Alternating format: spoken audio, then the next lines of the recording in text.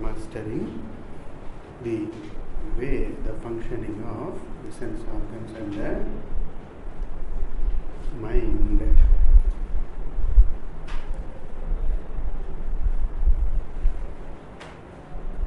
By a practice of Shama, Dama, Uparati, like that, taking that, Nirudhya. So, we saw the other day, mind needs to be familiarized with what is important and what is real. Otherwise, mind will keep running after what is unimportant and what is unreal. Unreal here means not Purushartha. Sakala Indriyani Nirudhya. Then Bhaktya, invoking the prayerful person in oneself, Bhaktya. Swagurum Pranamya. Guru is the one who reveals, who unfolds the Mahavakya, Jiveshwara Aikya Mahavakya. That is the Guru. Here, the commentator says, Tattvamasi iti artha arthasya avabodhakam. Tattvamasi iti arthasya avabodhaka. The one who makes one understand the meaning of this teaching, that Jiva and Ishvara are one in essence. Both are Chaitanya in Swarupa. That is the Guru. There are people who consider that they have many gurus, etc. And then guru for different things. Family guru and then individual guru, etc., etc. And then parampara guru. They are there.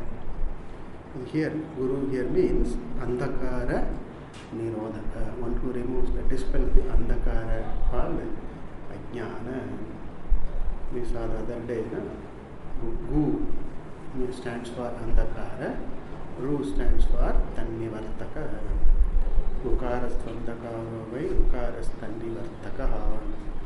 Andhakara nirodhitvat guru iti abhidiyate. Mahavakya Upadeshta is called Guru here in the Sampradaya, such the Guru. And for that one has to be a Sishya that we have seen. See the Sishya in oneself, then Bhagavan blesses that individual with the Guru. We have seen that. Pranamya, very well, saluting, bowing with devotion. Here, the word Bhaktya can be taken along with Bhaktya Pranamya, bowing with devotion, that way also we can take, or Bhaktya separately and Swagurum Pranamya separately also. Then if you take separately, Bhaktya means with devotion to Ishvara and everything, to Shastra, all that meaning we can give. So Bhaktya and separately and Pranamya separately, or Bhaktya Pranamya.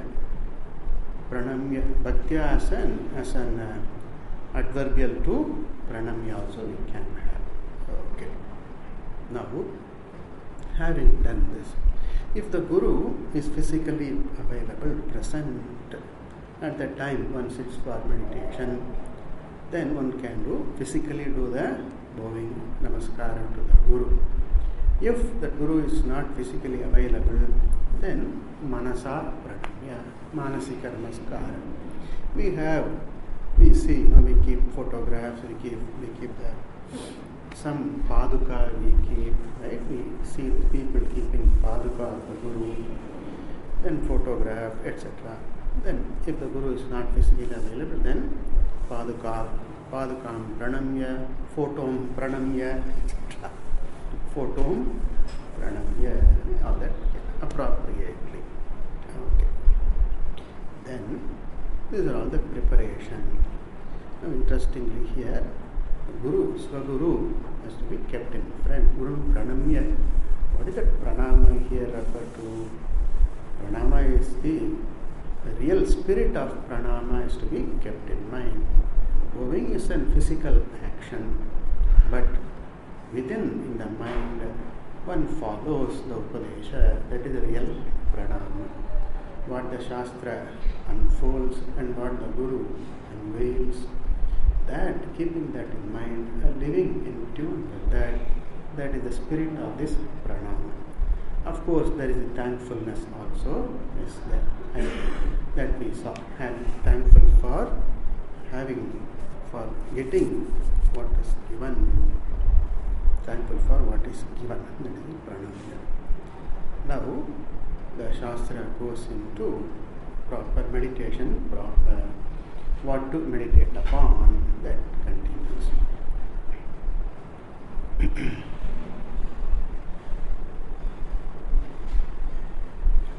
Pundarikam virajam vishuddham vichintya madhye yashadam vishokam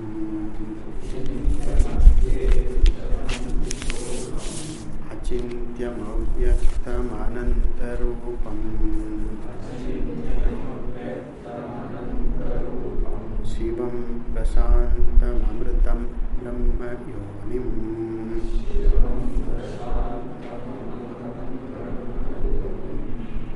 Hripundarikam virajam vishuddham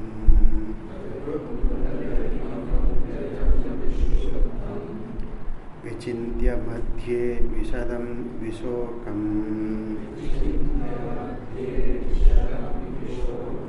Achintyam avyaktam anantarupam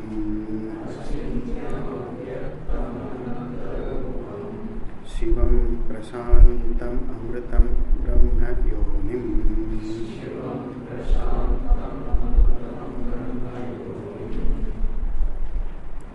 The sentence continues from the previous mantra and it's not complete. The sentence completes in page 8. Manamba is given as number 7. Dhyatva munir gacchati brahma yonim samasta sakshim tamasaf parastat. There the sentence completes. Okay. Here, Hritpundarikam virajam vishuddham. These two words, virajam, vishuddham, are taken as adjectives to Hritpundarikam, describing the nature of the sadhaka's heart, mind. Virajam, vishuddham, adjectives to Hritpundarikam. And this Hritpundarikam connects with the word madhye occurring in the second line, vichintya madhye.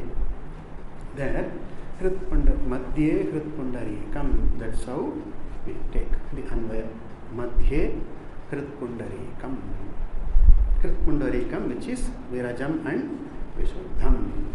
Okay.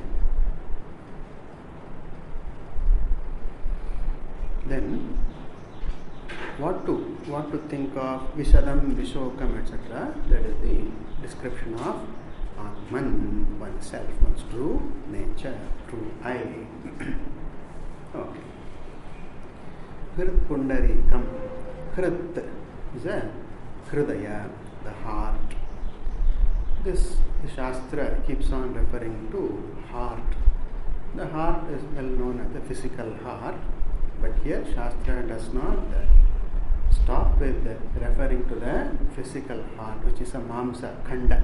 It's a Mamsa Khanda, a fleshy, an organ made of flesh, cells, etc. But here it's referred to the mind that is said to obtain in the Hrit. The Hrit is not the physical heart here, but it is the mind, the person, where the person is, what the person is, that is the Hrit. And this physical heart is something like a lotus bud inverted. Lotus bud is like this, but the heart shape is the inverted lotus bud. That's the Pundarika. Pundarika is a lotus bud. Heart which resembles a lotus bud. Hrit Pundarikam. It is because of this reason that in the pictures of deities and the statues, you find the deities are seated on the lotus flower. If you see Saraswati, the goddess of all learning, she is seated on the white lotus, white standing for purity. So white lotus means pure heart, pure mind. She obtains in all pure minds. Right? She abides in that pure minds, Saraswati. Also, if you look at Lakshmi, Devata, the goddess of the mother goddess, universal mother goddess Lakshmi, and also seen as the goddess of all wealth, right? All richness. She is seated in the red lotus. Right? And also Brahmaji, all that, like we see. All that symbolic, seated on the lotus is symbolic of one's heart, one's mind. Also, the universe is seen as the lotus, is presented as the lotus. The cosmos, the universe, Prapancha, is presented as the lotus. So both ways, the lotus stands for one's mind and also for the universe. So what obtains in the universe is Ishvara. What obtains in the lotus is Devata, flower. What obtains in the universe is Ishvara. Okay, Hrit Pundarikam. So that way, an identity, an indication of the identity between the individual and the world and Ishvara. See, lotus stands for the individual, lotus stands for the total universe. So, indicating the oneness of Jiva and Ishvara, that Hrit Pundarikam. And the heart is made up of thick muscle walls. We know that because it's a pump, not physically, functionally, it's seen as a pump for the blood. So it starts functioning even when the fetus is in the womb of the mother. Even then the heart starts functioning. They say all living beings start from one cell. Okay, all start with unicellular organism, and then cell multiplication, cells divide, cells multiply, and then various cells grow. As the cells grow, as they occupy different positions, then there is an intelligence in that cell, right? We can say DNA or karma, whatever way, both are okay for us. Okay, we take both are okay. So according to DNA or according to karma, the cells assume different position, and as they assume different positions, they take the shape of different cells of the part of the body. Even though all cells start the same way, but when they become, for example, the skin cells on the skin are a little different in their arrangement, in their structure, the way that is they made, the way they respond, right? Their activities, they are different from the blood cell, bone cell, muscle cell, tissue cell, nerve cell, etc., etc. So it's all one cell changes into assumes different form, different where it has to grow, where it has to be there, it assumes that function. Very interesting. Nowadays we come across the stem cell research and all that we see, right? The stem cells and then the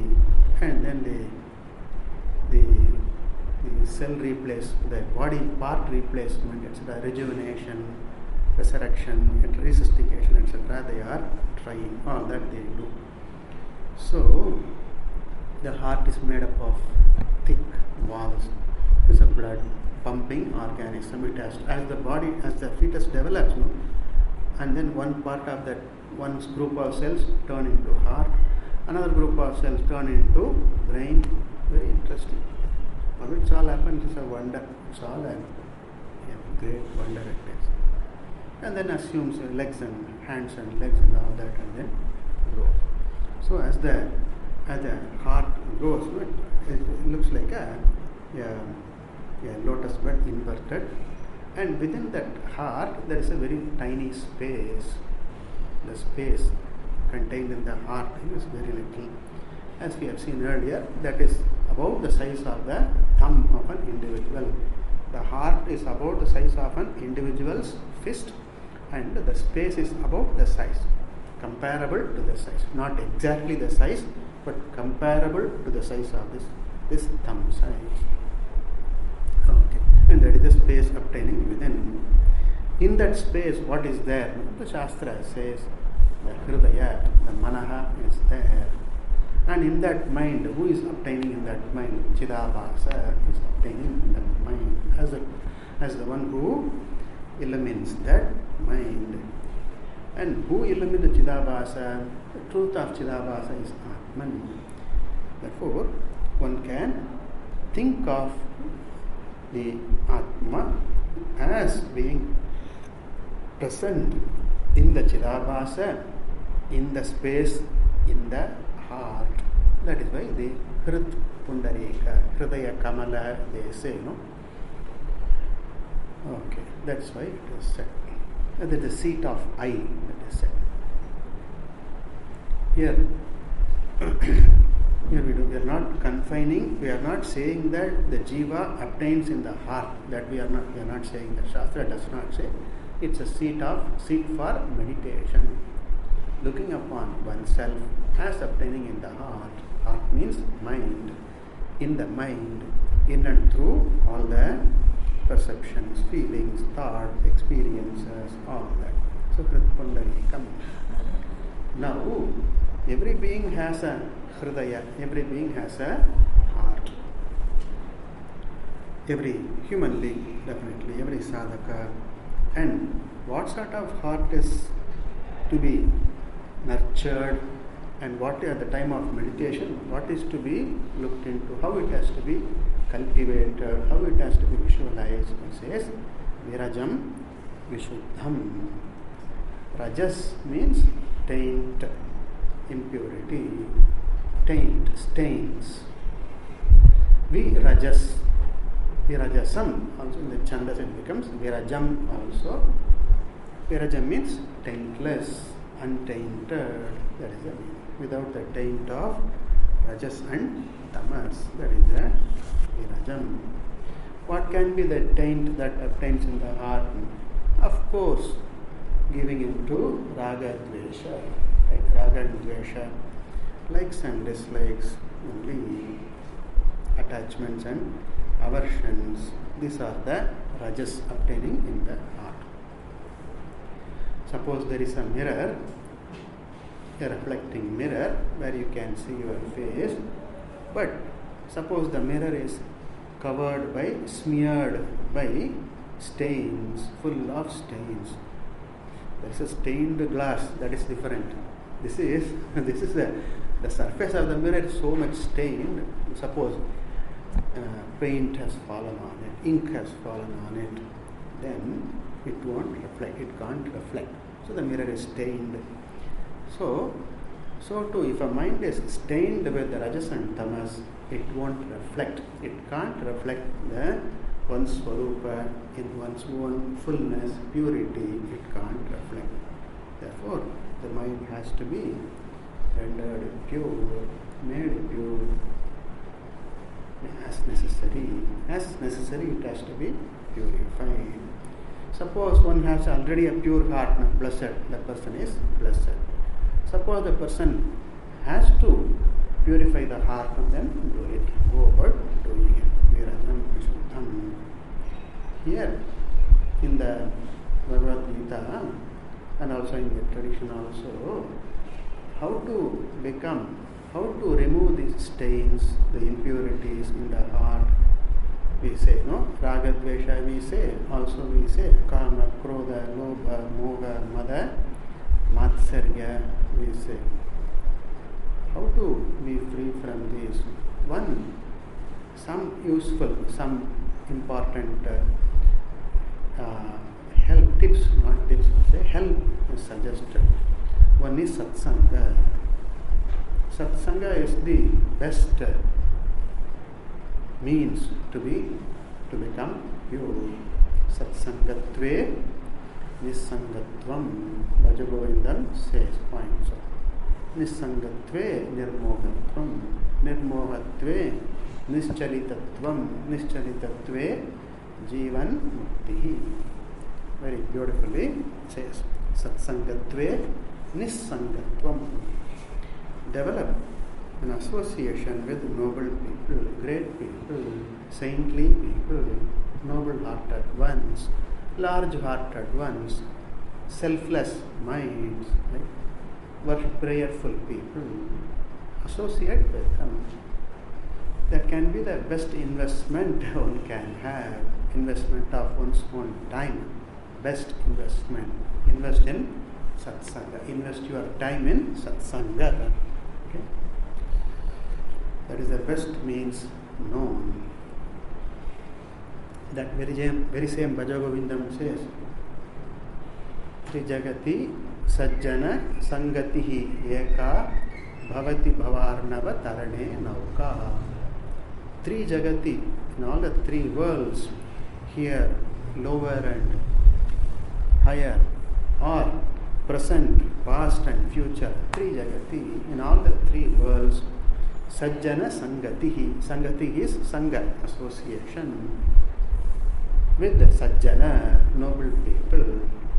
That is the Eka Nauka, the only boat to cross Samsara Arnava Tarane. Tarana, to cross Arnava, the ocean of Samsara.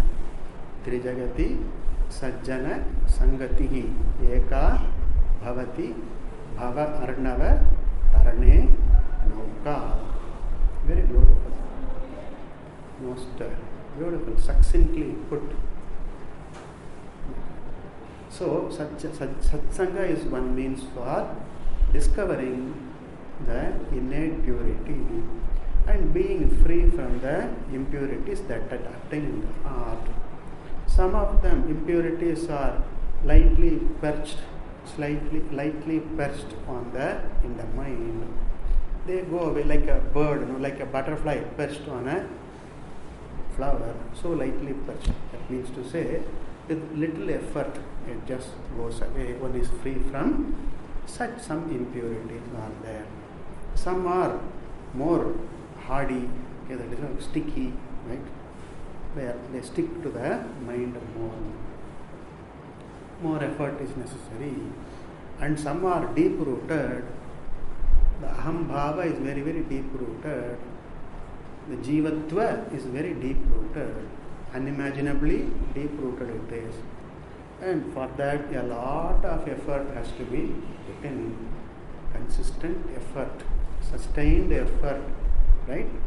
And then whatever help necessary we need to take. Bhagavad Gita points out Dhumena Avriyate Vannihi. Like even fire is surrounded by smoke.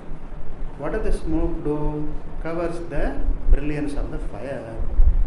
So, fire is brilliant, but the brilliance is covered by the smoke. To see the fire in its brilliance, what do? Drive the smoke away. Keep a fan. Nowadays we keep a fan also. In Yajna Yagashala, keep a fan so that the smoke is driven away. Here you can see in the mithai shops, the sweet meat shops, you can see Sigri, the stove is burning, and then you can see a fan running to drive away the smoke. You can see here and all, Uttarakhand, in Haridwar and all, you can see. Kashi, you can see. So, some impurities are just like the smoke covering the fire. With a little effort, they go away. Particularly when the impurities are in the nascent stage, when they are just showing their head, as they arise, it's easy to remove. If I allow them to take root, then it has to do a lot of effort. That's why they say always, it's best to be jagarukata, that awakeful. Uttishtata, jagrata, the Upanishad says. Be awakeful, be awareful. What to let in, right? Be awakeful. And what to express, be awakeful. Awarefulness. The Buddhists say this awarefulness, they emphasize on this lot. Even when you walk with awarefulness, they say. So they say, what do you do when you walk? When I walk, I walk. What do you do when you talk? When I talk, I talk. That means to say, when I do it wholeheartedly. My mind is not running here and there. Right? Awarefulness is one very big thing for the Buddhist monks they practice. Not only for them, everyone it is important. One has to be awareful. As it arises, try to remove that, be free from that.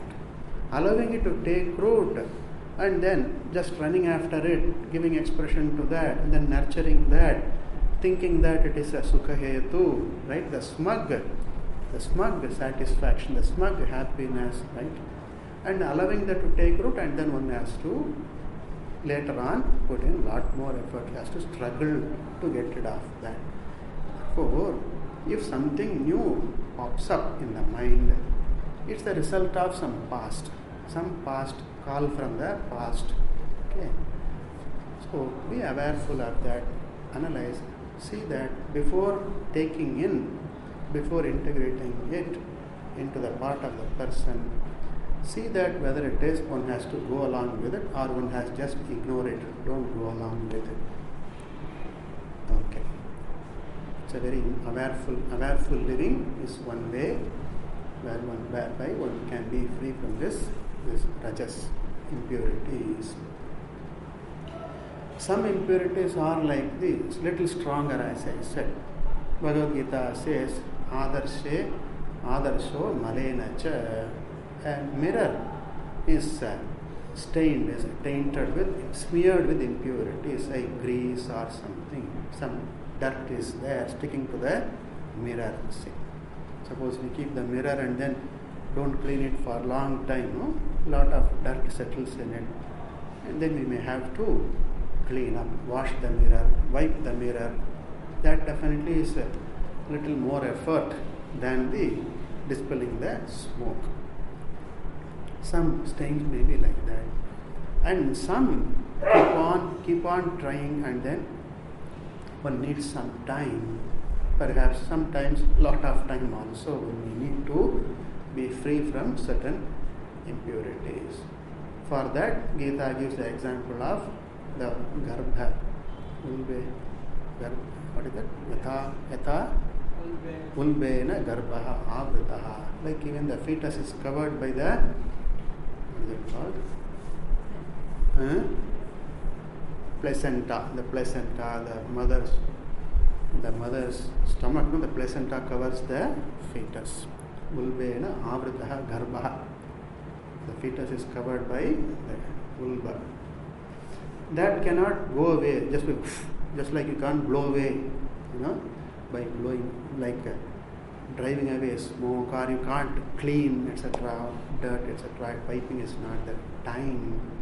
Time is necessary. Give time. But what to do in the meantime? Sit quietly, no. Keep doing the prayatna. That's the idea there. Right? Some prayatna, whatever prayatna has to be done, keep doing that. Kala, it goes.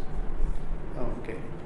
So, the stains, raga, dvesha, they go by this, some of whatever is the degree of their stickiness, okay?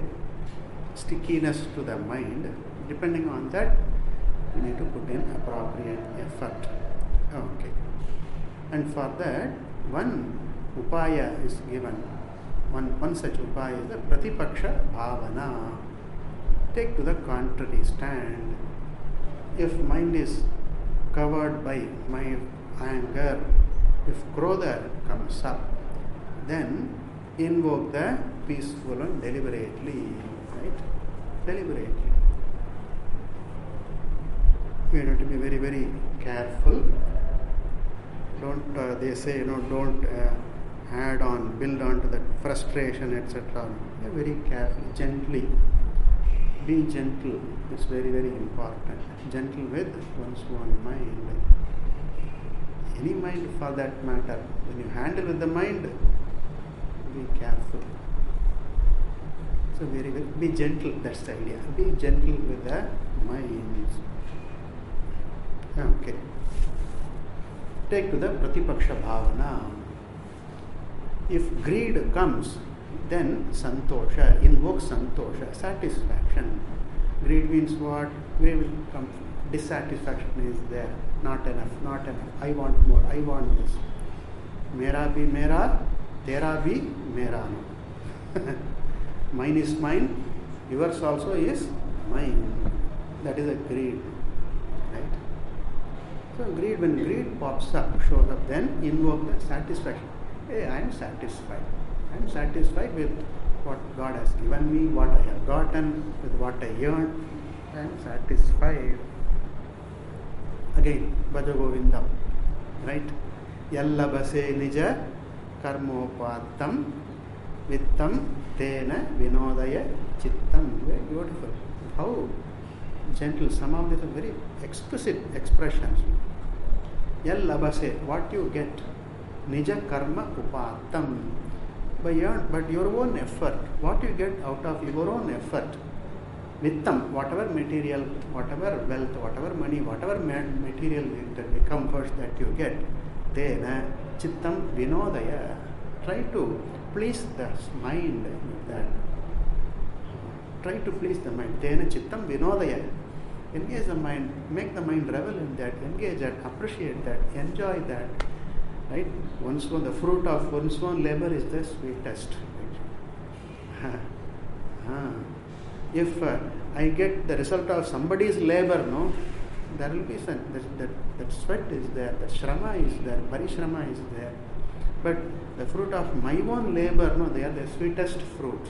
The sweetest fruit. That's why you can see people who earn daily wages, no, they are so happy getting the wages because they work, like particularly agriculture, labor and all that. No? People who work hard, they earn and then they are very happy earning that. They may get 50 rupees, 100 rupees, that's all. Not a big money in the present day cost of living. It's not a big money. But still, they are very happy getting that.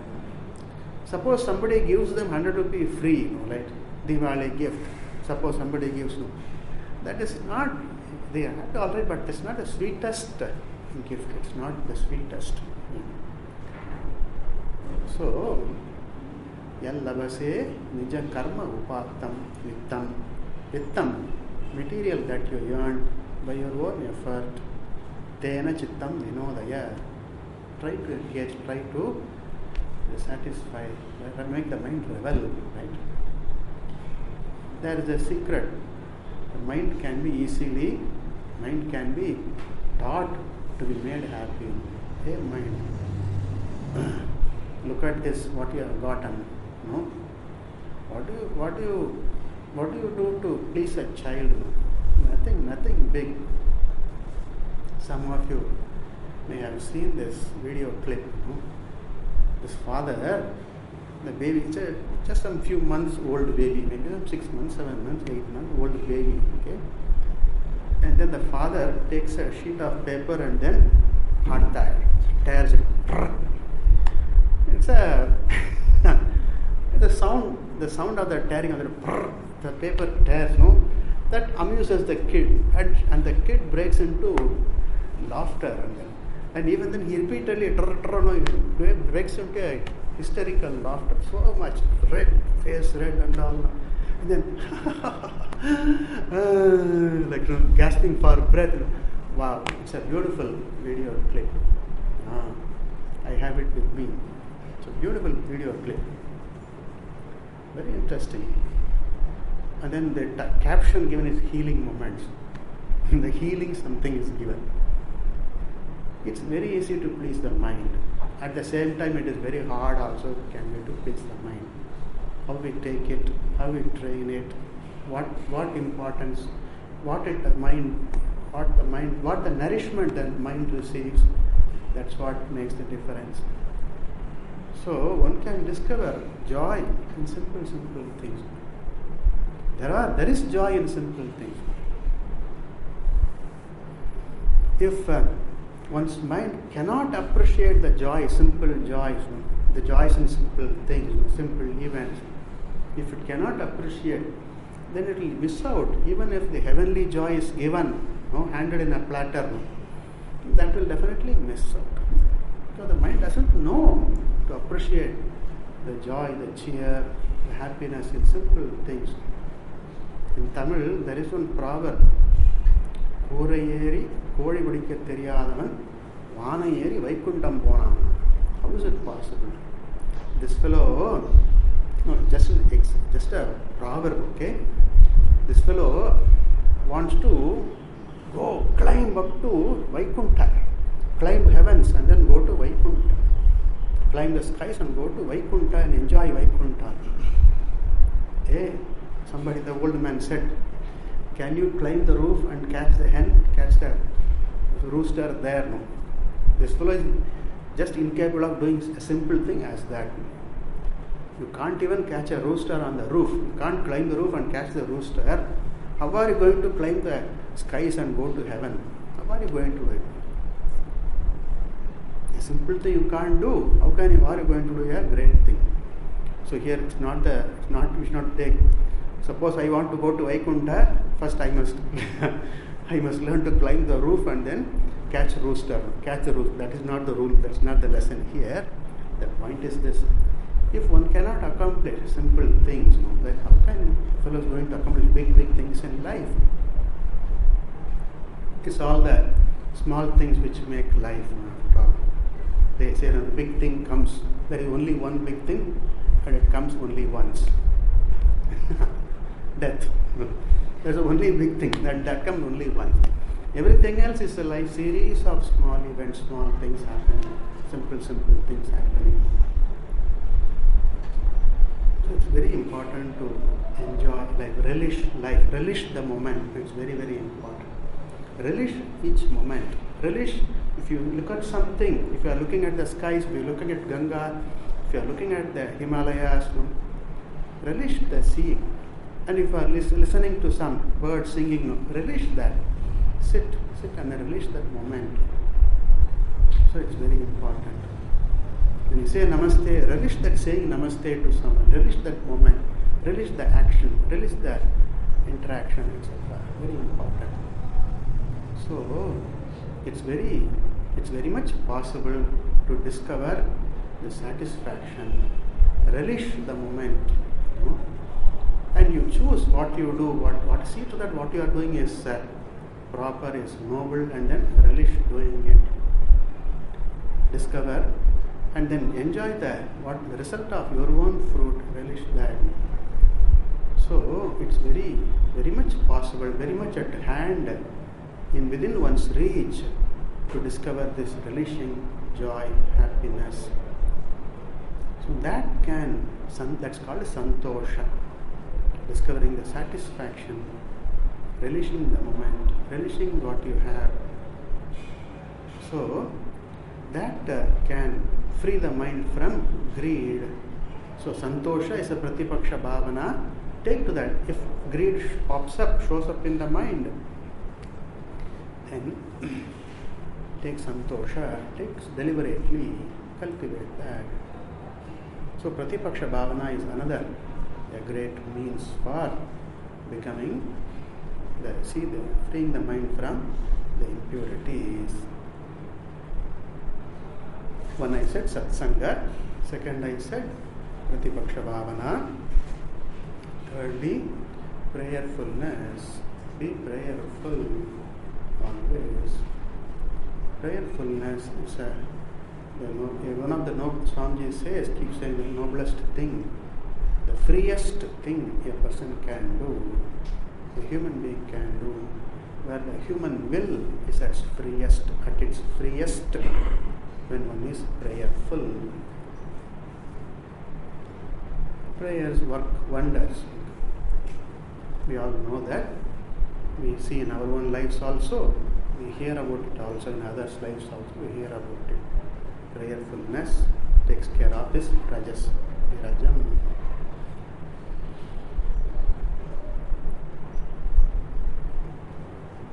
Okay. Then virajam, mind which is free from rajas. Remember, this is all a process. I keep on saying this. It's a process. It takes time. And it's meant for oneself only. Never bring into one's own the frame of judgmentality. Never bring in. It does not. Here it's not necessary. In Adhyatma Marga, it is not necessary. Judgmentality is not necessary in Shreyo Marga. In Vyavahara, one may have, or a person may have it, but then in Shreyo Marga, there is no role for judgmentality. Here, you are there, Ishvara is there, Guru is there, Shastra is there, that's all. Full stop. There is no other entity there. There is no other person for you need to dwell on. For you to dwell on, there is no any other entity there. So, you, Guru, Shastra, Ishvara, full stop. That's all there. So all that is mentioned, all the sadhanas are mentioned only for reflection, for introspection, for nourishment only, not for judging how far one has shama, the other person has shamadama, etc. It has no relevance at all. In fact, it's a distraction. It's a pratibandhaka. It is. Right? And it is the easiest thing to do, to find fault in others is the easiest thing to do. There is one saying, says, Paradosha avishkarane kona panditahana. Who is not an expert in finding fault with others? Everybody is an expert, PhD, multi-PhD, right? In finding fault with others. It's very easy to find. But it takes some effort, some willpower, some courage. I see it as courage to look into one's own faults and then try to remove them. Looking in is for the sake of not to condemn oneself. Condemning doesn't serve any purpose. But any introspection is a step for growth. A very honest introspection for one's own growth. That's what life is about. Learning, growing. That's what life is about. People say, what is the meaning of life? What is the meaning of life? You learn and grow. That is the meaning of life. There is no better meaning of life. So, all this that is said here is only for oneself. Look into yourself. And they say, they even do this technique. Keep a mirror in front of you and then look at that. Keep looking at that. It's a technique, okay? Don't practice it for too long, definitely. Don't practice it. It's not to encourage the dehabhimana there, but to introspection. That's what Virajam. Then,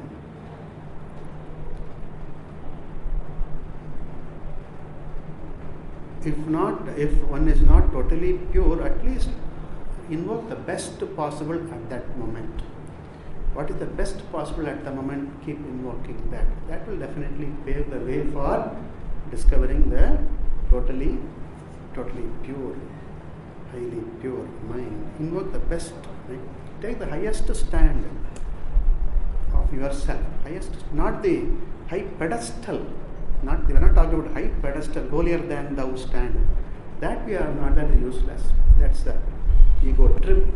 We are not talking about holier than thou step. I am one up. I am one more than you. I am better than you. That's not the point here. But take in the highest, your highest level, the deepest you, the core you, the highest self, always, as much as possible. This is tapas. Right? This is all tapas there. Take always the highest step, highest stand, your highest level. Deal from your highest level. Interact from your highest level. Okay? Give from your highest level. Think from your highest level. Respond from your highest level. It's a tapas. This is tapas. People ask me what tapas I can do. Invoke the highest in you. Respond always, and at least as far as possible, as high as possible, respond from that. Never give in to the meanness, right, in oneself. Narrow-mindedness, meanness, avarice, greed, hatred, etc. They have. Don't give in. One saying is there: Asuptehe amritehe nayet kalam vedanta chintaya. Day long, asuptehe, till one goes to sleep, day long. Amritehe, as long as one is alive. Mriti is death. Amritehe, up to mriti, as long as one is alive. Nayet kalam, may one utilize time. Kalam nayet, vedanta chintaya, dwelling on the vision of the highest self, the true self, Atman, Brahman. Live the time. Here does not mean that no, you don't do anything else. This does not take time. Invoking the highest you does not take time, right? Invoking Ishvara, saying it as an offering, right? Doing it as an offering, taking as prasada, these things don't take time at all. They don't eat your time, they don't eat your energy at all. In fact, they are the one which make the time meaningful, that you use doing something in interaction, thinking and planning. It is this which makes it meaningful. So mantra, saying mantra, japa and all that, it does not take time at all, really speaking.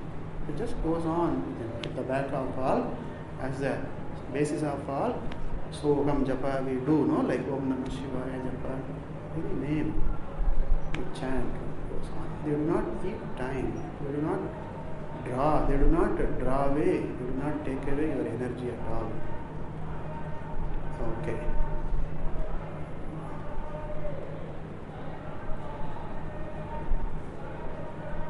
So, one has to practice upon oneself virajam. In all the interactions, invoke the highest you, we invoke that. Do it as an offering to Ishvara. All that you do, that's an Ishvara arpana. Krishna arpanam. All is an arpana to offering to Krishna. Okay. We'll continue. Bhadram karneli shriyama devaha bhadram pashyemakshatirvyadatraha sthirairangaihim sprushtavansastanubihi yashema devahitam yadayu swasti na indro vridhashavaha swasti na pusha vishvavedaha swasti nastaksho pravishtanihi swasti no brihaspatirdayah